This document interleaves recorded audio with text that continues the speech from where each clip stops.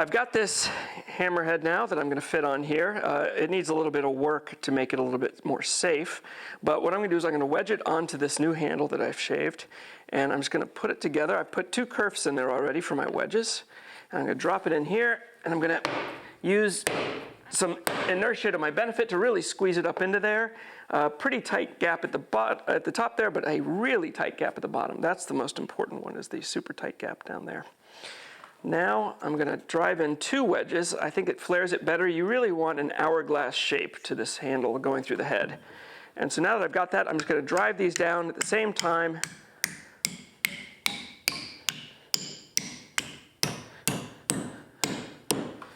There we go. And really flare this out. There we go. So importantly, what you can see is that now it goes in wider here than at the bottom of the throat here, and at the top it flares out more so. That'll keep that really sturdy. That being said, I always tend to bring some extra wedges with me onto the job site where I'm going remotely, so that if I need some, I've got some extra wedging power should I need it.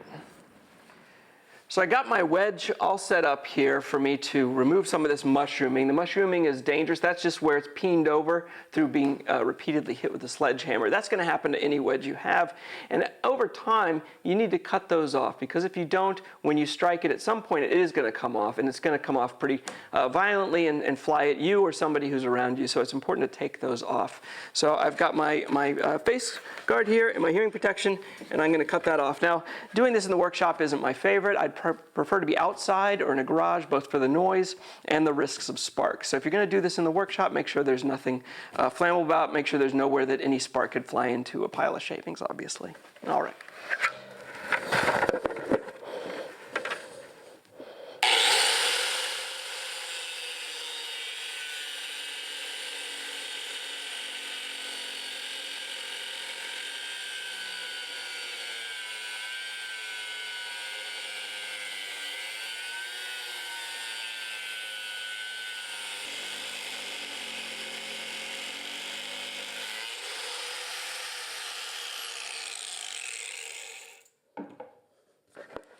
Now you can see where I've done one face on this and cut that off. So that's nice and clean now. I like to do a little chamfer towards the top, angle it just a little bit. That'll help keep it mushrooming more slowly over time. And hopefully you can see these are the parts that haven't been done. And once I've cut off all 4 faces on that, as well as dressed up this edge a little bit with my angle grinder so that it's going to be slightly sharper, it's going to help me get it into the wood a little bit easier, then I'm ready to take it out into the field.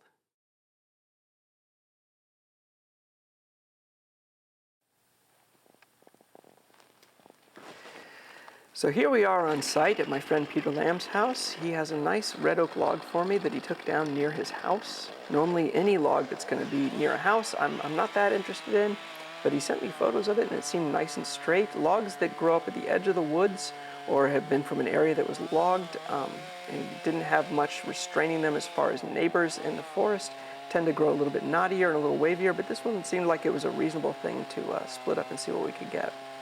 The bottom is going to bell out a little bit, so I'm going to cut that off first. I do like to split the logs while they're in full length. That way, if there's any surprises in there, I can always do my cross-cutting with full knowledge of that. It does make things a little bit tougher, but that area at the bottom is just not worth messing with. So I'm going to, after cutting halfway through, I'm rolling this over so I can finish the cut. And once I get rid of that, I am going to just throw myself at this log and see what I can do about splitting it open. It doesn't look like there's any huge amount of twist to the log, and there isn't a large taper from the butt up to the top. These were all good signs that encouraged me that this might be worth my time. This is slightly bigger than a lot of the logs that I would normally use here in New England, because I find that a lot of the logs up here have interiors that don't reflect what you see on the exterior. So you might just find yourself struggling against a log that looks great on the outside, but there's really only a few inches of good material. I'd rather do that with a slightly smaller log than with a slightly larger one, because it's just a lot of physical work to get them apart, especially if there is sort of a mess inside. Here I'm scoring a line, and this only needs to go about 1/4 of an inch deep or so. This is just right along where there was already a split along that pith. And this is just to start that split out and encourage it. I'm going to drive in my little S-wing hatchet here. And I don't drive it all the way in. I just want to get the split started and running down that end grain. And once I do have it down, I'm going to drive in my stave wedge and slowly open this up. If you were just to drive that in completely, but you might find that the split goes from the stave wedge sideways, following sort of the path of least resistance to the edge of the log, and that's not at all what you want. You want it to follow that score marked line. So once I can, I try and get some wedges in along that line all the way down the line there. And you'll see these are going in pretty nicely. The first split on a log is always the toughest. I always give myself basically a couple of hours at least, figuring that with a tough log might be exactly what it takes. You know, the last thing you want to do is get frustrated and start moving too quickly and injure yourself.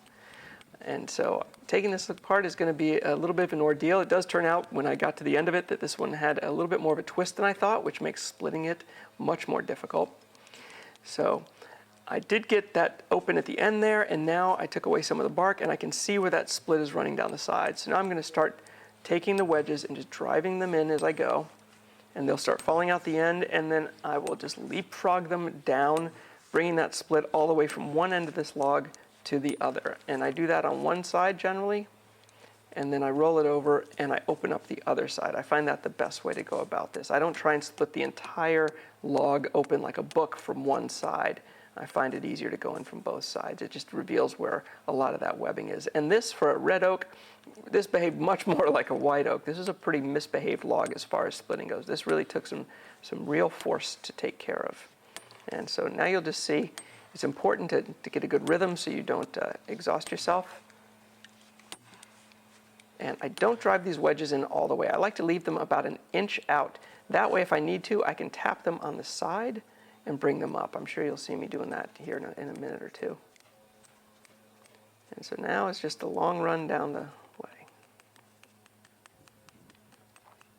There it is, and that brings them right out.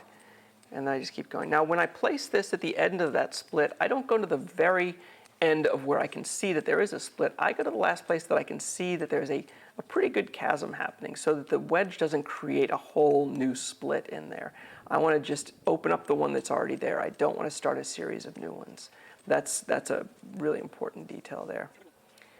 As I keep going down here, soon I'm going to have it open enough that I think it's time to go in with the wooden glut.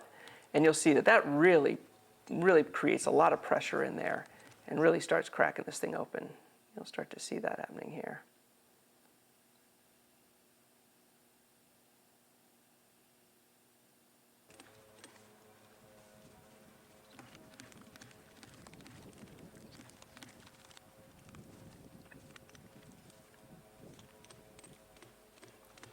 As you can see, while it traces down that line, there is a bit of a twist to this. That split just on its own is sort of going at a bit of an angle around the log, but it's not enough to make it either too difficult or not worth using.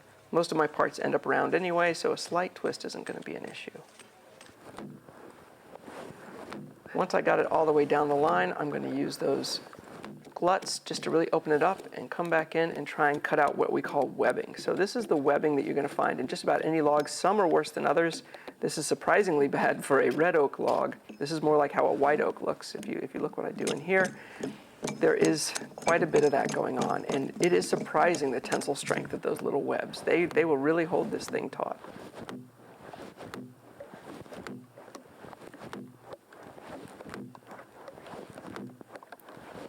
You can see I'm using two gluts together to open it up as much as I possibly can.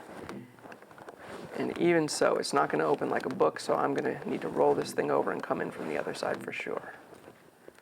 I use my cant hook to get some leverage on it. It's physically challenging, so again, be real careful. And now this should go a little bit easier. Of course, speeding it up doesn't hurt. And there it is. So now it's opening up, but you see it's not falling apart. And that is not surprising at all, given how much the twist and the webbing has made this difficult. So I'm just going to keep knocking at it. And then it is soon going to break open for me. The Go Devil does a great job just slamming it. Sometimes a little violence goes a long way when you're trying to open up a log. soon it'll just drop. Every other split after that first split is going to be much easier. That circular tension in the first split of a log is not to be underestimated. It really holds on. It really fights you every bit of the way. But now it really doesn't do that. There just isn't that same sort of resistance. So I'm going to come in again with my S-wing. Whenever you're splitting something that's this large, where you can't actually physically manipulate the two sides to make the split run one way or the other, there is no place for anything but wedges. You just do everything in half. I always think of it sort of like a pizza. You just cut it into 4, and then you cut it into 8, and then 16, whatever you can do until you can get down to the point where you could actually physically pull and push on the wood enough to affect where that split will run. Wedges are the way to go, and keeping things in halves. If you do get off of doing things in halves, you're going to find yourself really struggling, because two parts will, if they're uneven, one will always become a form of a spring. So you'll be pulling on one side, and the other side will just be staying straight, and it will just act like a spring. So you don't want to get into that situation.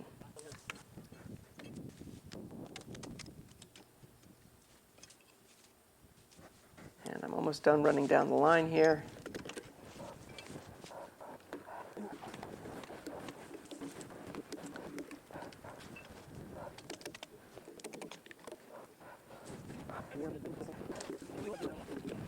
And all it's going to take is a couple of wooden gluts and a bunch of webbing cutting, and we'll be through this.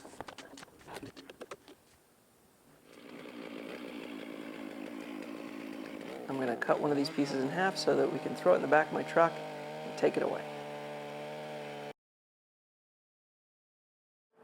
One of my favorite things to do once I've cut down a log is take a look at it and look at basically its history and its makeup to understand a little bit more about what I've got. As I mentioned in the video, I like to split things full length so that I can, not have any grand surprises if I cross-cut it in the wrong location. But I also learn a lot by looking at the end grain of the log as well. So let's just take a minute and look at this log, and we can understand a little bit about how it grew and how it might be useful to us.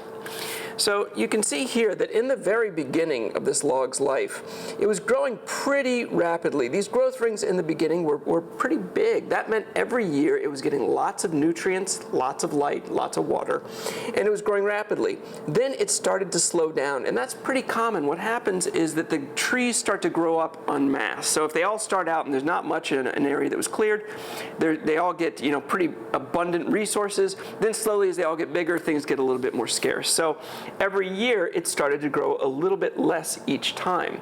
So what you see, and what I'm seeing when I see that, is that the small porous rings that show up here as sort of a light ring, those are the same width every year. That just comes on in the spring, and it's basically like a bunch of straws is how I think about it. It's the weaker in the ring porous hardwoods of the fibers, and it comes on to the same thickness regardless of what kind of year it's going to be.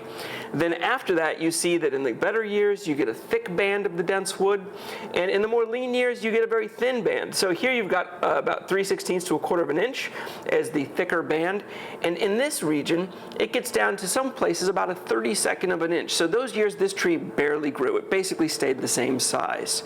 And then as you see, those years kept lean, and then all of a sudden something happened. Either somebody logged the area, or this tree became dominant and reached the canopy and covered the other trees that were around it, and then all of a sudden it started growing more and more. I'd probably say that it was because of a logging, because then it just keeps dominant for the rest of its life, basically. You can also see a little bit about what is uneven in the tree, maybe where there's an inclusion or something. So if an inclusion happens at some point in the tree, the rest of the growth rings around it are going to be deformed. And that's going to cause reaction wood, the kind of wood I don't want in my chair. Basically, I'm looking for the most distinctly perfect wood I can get out of this tree. That's why we cut the butt end off of the log, and that's why I'm always looking to avoid any branches or knots that I find in the middle of the tree.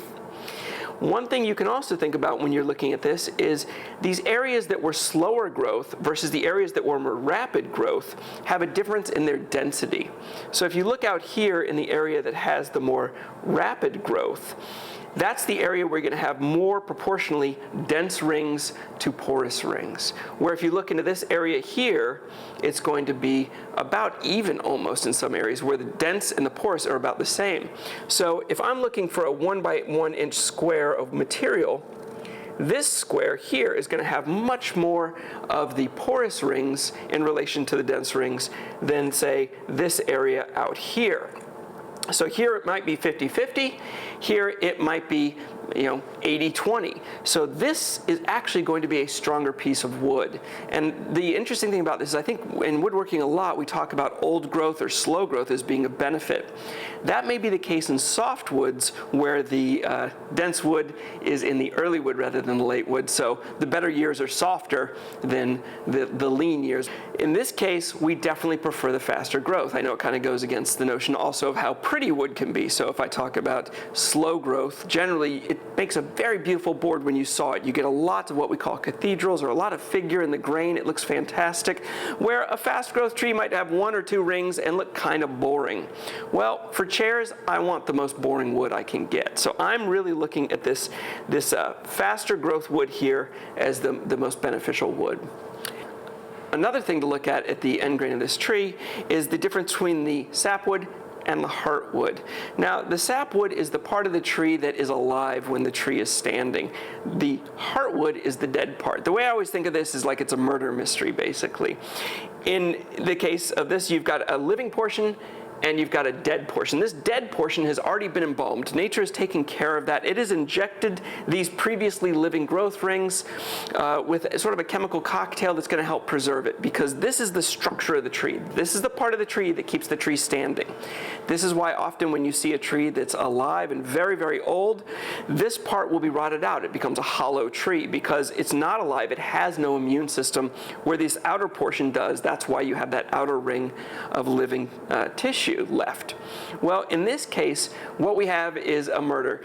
And this tree has been cut down in the prime of its life, effectively, and you've got this living portion that didn't have a chance to become embalmed. So it's very susceptible to rot, just like a corpse laying on the forest floor. I know it's getting kind of gruesome, but that's how I think about it. That keeps things straight in my head.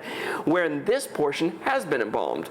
So if this is summertime, I'm going to look to this portion to be the better wood, because after just a few weeks, this sapwood is going to be rotten. You can sort of smell when it goes a little bit off. Sometimes you see a little discoloration. It's not worth putting in my chairs, is the moral of that story. I just don't want to have to deal with that material because it might break on me. A lot of times in winter, I'll absolutely happily use it, because the cold, as it is now, it's late November. The cold is going to preserve this just like it would a body. So hopefully that's not too gross of a way of thinking about this for you, to consider the difference between the heartwood and the sapwood. The heartwood is a little bit stronger. It is my preferred wood, but if I get something like this where I know it was just taken down and hasn't seen a lot of warm weather, the sapwood is perfectly usable. The great thing is the area in the sapwood is probably the best wood on the tree, because it's the furthest from this early part of the tree, which I think of as the reckless youth, back when the tree was growing a little bit wavy, trying to get up to the canopy, but it was really quite skinny still. So it had trouble keeping itself upright.